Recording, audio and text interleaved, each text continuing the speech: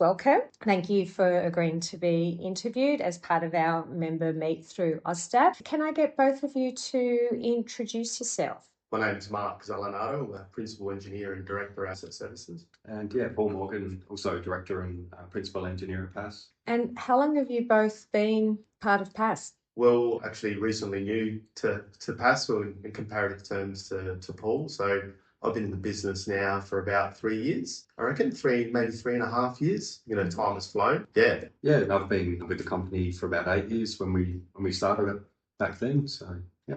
And how long has PAS and both of you been involved with stabilisation processes? Well, actually, at my previous employer, I was involved in stabilisation. This is prior to PAS from a construction perspective. So, involved in, full service and partial service stabilisation, mixed designs and those sort of processes. And now from a PAS perspective, it's, assessing the suitability of stabilisation on various different projects for obviously different local government and state government departments. Preparing designs, contributing to specifications. So that level of.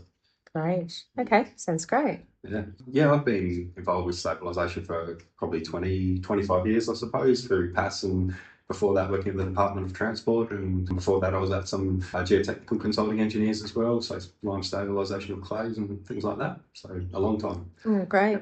So I guess the next question was your main focus. You supply material suppliers, construction design or consulting, so you fall in the design and consulting area? Definitely. Yeah, definitely. We do get fairly involved, in the construction support side of things as well, which again is consulting, but it's mainly is in the upfront design and specification. Great. So in these stabilisation processes within pavement, is that an expanding area of your business? We assess, just talking from my perspective, but we assess stabilisation on every single job that we investigate and design for. And quite often we do find it to be a suitable candidate. But since I came into PAS, it's always been at the forefront of what we've been recommending. I think clients, are adopting it more. So it potentially is a growth from that aspect. But in terms of PAS's focus on stabilisation, I think it's been strong when I started and it's just as strong now. Yeah, and I'd say definitely probably the growing interest in sustainability over the last 10 years now has really brought stabilisation up, because you're reusing existing pavement materials rather than crushing, new materials, all the resource and carbon footprint around that. And so when the conditions are there, it's a really good technology for rehabilitating roads. Great. So do you believe there should be a greater focus within the pavement construction industry on stabilisation practices? Yeah, we're definitely where it's always an engineering decision of performance, price and all of those sorts of things. But yes, stabilisation is definitely a strong candidate on most roads projects, really. And forward thinking, how important is sustainability in this space? Yeah, it's massive. You can see the impact of the human race really on the planet now. It's it's at the forefront of everybody's minds and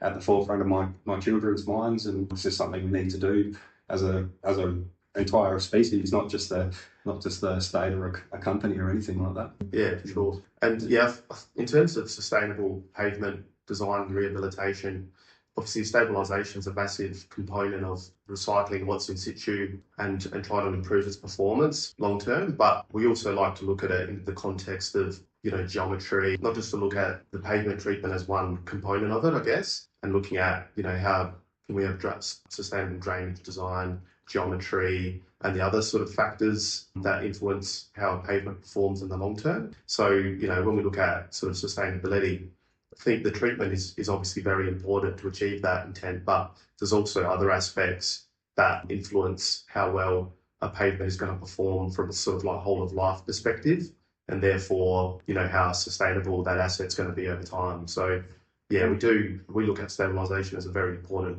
part of that, but there's also other factors that are going to influence how sustainable a road is over a 100-year period, for example. Excellent. Okay, well, I think that brings our interview to a close. Nice, short and sharp. Thank you very much for your time, and we'll look forward to catching up with you again soon. Yeah, all right, thank you.